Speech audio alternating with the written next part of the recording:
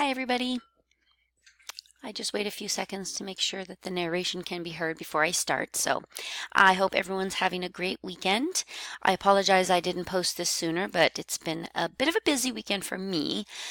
So anyways, I'm just going to get right into it. This is the presentation I normally would give at our final face-to-face meeting on campus, but since I won't be there on Thursday, this is going to replace that. Remember though, if you want to attend Tuesday's session instead, you're welcome to do that. We're Sorry if you guys hear some weird noises like pipping and stuff behind the background. We have little ducklings. I'm pretty sure I told you guys about our ducklings, but anyways, they're inside right now, so they get a little noisy. All right, so anyways, once you finish viewing this video, I'm gonna pose a couple of reflection questions, and there's going to be a discussion thread attached to the video, so you'll need to post your responses to the reflection questions to that discussion thread by Thursday, and that will count as your final attendance. As for the post-tutor information sheet, you can download those from our PolyLearn course shell and just email them to me, or you can bring me a hard copy if you choose to come on Tuesday. All right, so I'm just going to go straight into the presentation. So we're going to reflect on the tutoring experience. Oh, and real quick, you can find this presentation, this PowerPoint, at the very bottom of our PolyLearn course shell under week 10. Okay, so we're going to reflect on the tutoring experience, reflect on effective tutoring tips, preview the TPEs, because no matter which credential program you go into, you will be responsible for demonstrating your mastery or understanding of the TPEs, which are the teaching performance expectations. And you will do that through, for Cal Poly, you'll do it through the TPA, which is the teaching performance assessment. All right, and then you'll fill out your student information sheet. Normally we would do that at the end of today's session, but you'll be doing that at your leisure. All right, so the first reflective question you're going to respond to in the discussion thread is to reflect on the anchor standards that we worked with over the past 2 months, and here are the ones that the anchor standards we focused on. And so for this part of the reflection, you're going to just kind of talk about one of these standards that you thought you presented very well and that you were really successful with, or your student was successful with, and one that maybe was more challenging. So that's one thing you're going to respond to in the discussion. And normally at this point we would have a little small group discussion about them, and then you guys would share your feedback with me. So then we talk about the tutoring tips. We briefly talked about this at the very beginning, and it's kind of fun to reflect on these after the experience, because then I feel like you gain more insight from them or about them from the tutoring experience. So the first tutoring tip was build rapport, and I think a lot of us can really understand why that's so important, because that really lays the groundwork for working with your student and getting them to want to work with you. Your tutoring sessions should have been enjoyable, conversational, and interactive.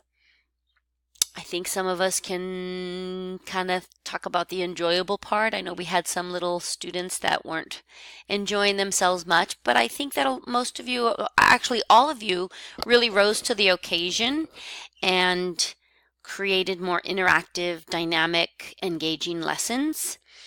Model what good readers do using the Think Aloud method and reading with expression. Take students on a picture walk or preview text features before reading. Develop kid-friendly definitions for key vocabulary. I think a lot of you really discovered the importance of that. And determining where you will stop and ask questions ahead of time. You know, the more prepared we are going into a tutoring session or a lesson, the more successful we will be. Provide just enough support, not too much, not too little. And we talked about the ZPD, the Zone of Proximal Development, and I know you guys talked about that in your seminar course. And don't overcorrect your student.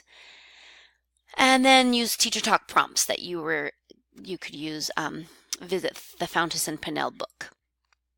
All right, so now we're going to go in, and normally at this point I would have you guys talk about which ones you felt were most effective. Also share any that you used or learned over the course of your tutoring sessions. Okay, so now we're going to move into the TPEs. So the TPEs are directly and purposely aligned to the California standards for the teaching profession that guide California's teacher induction programs and ongoing teacher development in California. I'm not going to read the whole quote. I will say this. When you leave our program, and most credential programs do this, you'll have an induction plan. So basically the induction period is the first year to up to 5 years, depending on the district. Every district does it differently. But that induction, it's kind of your introduction to the teaching profession, and districts try to really support their new teachers with an induction plan. And so when you leave Cal Poly's credential program, you will have an induction plan to take with you to your first year of teaching, and that's how your mentor will work with you. That you'll give that to your mentor, and then they'll know kind of what to focus on in that first year of teaching. So anyways, the TPEs are aligned with the California standards for the teaching profession, which is what you'll be evaluated on as you move through your careers. All right, so there are 6 TPEs, and there used to be 13. Everything is still there. They just kind of reconfigured it, the document, so that I feel the newer version, this one that we're looking at now, is much more user-friendly because everything is in one place. So you see TPE 5, assessing student learning. Before, assessing student learning could be found in TPE 2, TPE 10, TPE 13. So now what they've done is they've just combined everything that has to do with student assessments and put it into one TPE. So here are the 6 TPEs that you'll be responsible for demonstrating as you move through your credential program: engaging and supporting all students in learning, creating, maintaining effective environments, understanding, organizing subject matter, planning instruction, assessing student learning, and developing as a professional educator. I will say, I know it sounds like a lot, and it is, but when you go into CP1, you will only be responsible for planning instruction and creating and maintaining effective environments. So for CP1, so for the Cal Poly Credential Program, you're in student teaching the entire year, but it's kind of scaffolded. So for CP1, that's the first term, you're only in the classroom with your master teacher 2 days out of the week. That's Tuesdays and Thursdays. The rest of the days you're on Cal Poly campus doing seminar courses or methods courses. And then in CP2, you go 3 days a week, Monday, Tuesday, Wednesday, and then you'll be responsible for all 6 TPEs. And then in CP3, you're there every day, all day, and you're again responsible for all 6 TPEs.